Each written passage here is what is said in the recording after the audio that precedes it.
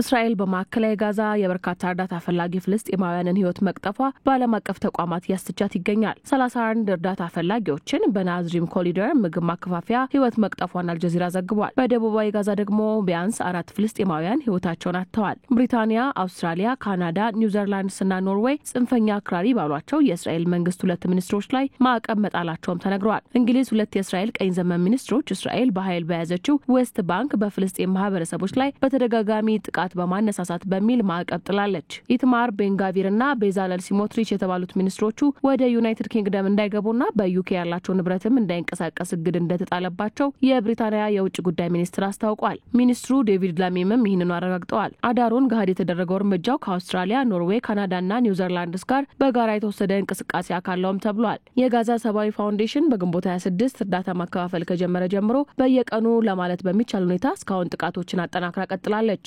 ታዲያ ለዩናይትድ ኪንግደም ምላሽ የሰጠችው እስራኤል የተመረጡ ተወካዮችና የመንግስት አባላት ለእንደዚህ አይነት ማዕቀብ መዳረጋቸው አሳዛኝ ነው ብላለች። የእስራኤል ወታደራዊ ቀጠናን አቋርጦ በሚያልፈው በራፋህ ታል አል ሱልጣን አካባቢ ወደሚገኝ አንድ ቦታ ሲቃረቡ በርካታ ፍልስጤማውያን ህይወታቸውን ማጣታቸውን ተከትሎ በእርግጥም በእስራኤል ላይ ጫናዎች እንዲበረቱ ላያደርግ አይችልም። የዩናይትድ ኪንግደም የውጭ ጉዳይ ሚኒስትር ዴቪድ ላሚ፣ የእስራኤል የፋይናንስ ሚኒስትር ቤዛለል ሲሞትሪችና የደህንነት ሚኒስትር ኢታማር ቤንጋቪር በፍልስጤም ሰብአዊ መብቶች ላይ ጥሰት እንዲፈጸምና ግጭቶችን አነሳስተዋል በሚል የወነጀሉ ሲሆን ለምን የሆነ የሚለውን ምላሽ የሚሰጠው በማዕቀብ ነው ብለዋል። የአሜሪካ ውጭ ጉዳይ ሚኒስትር ማርኮ ሩቢዮ እርምጃውን የተቃወሙ ሲሆን እንደዚህ አይነት ማዕቀቦች አሜሪካ መር የሆነውን የተኩስ ማቆም ጥረት አይደግፉም፣ ታጋቾችንም ወደ ቤታቸው አይመልሱም፣ ጦርነቱንም አያስቆሙም በማለት በኤክስ ገጻቸው ላይ አስታውቀዋል። የአሜሪካ አምባሳደር በእስራኤል የፍልስጤም ግዛት በህይወት ዘመናችን አይኖርም በሚል አስተያየታቸውን ሰጥተዋል። የእስራኤል ጥብቅ ደጋፊ የሆኑት አምባሳደር ማይክ ሀኪብ የፍልስጤም ሀገርነትን እንደሚጠራጠሩ ተናግረዋል። ፍልስጤም ራሷን ችላ ሀገር ትሆናለች የሚል እምነት እንደሌላቸው የገለጹት አምባሳደሩ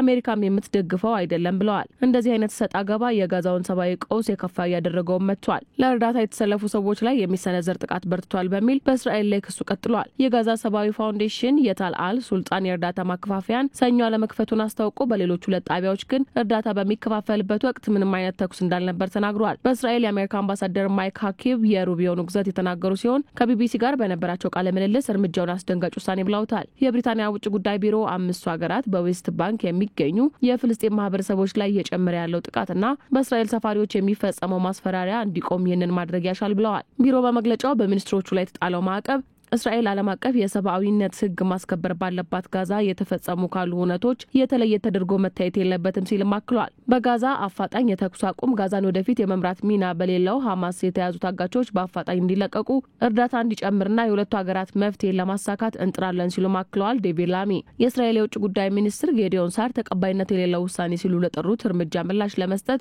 ካቢኔው በሚቀጥለው ሳምንት እንደሚገናኝ ተናግረዋል። የመካከለኛው ምስራቅ ፖለቲካ በአሜሪካና በኢራን የኒውክሌር ድርድር መልኩ ሊለውጥ ይችላል በሚባልበት ሰዓት የዩናይትድ ኪንግደም በእስራኤል ፖለቲከኞች ላይ ጠንከር ያለ አቋም ማራመዷ ትርምሱን እንደሚያስቀጥለው ያሳያል።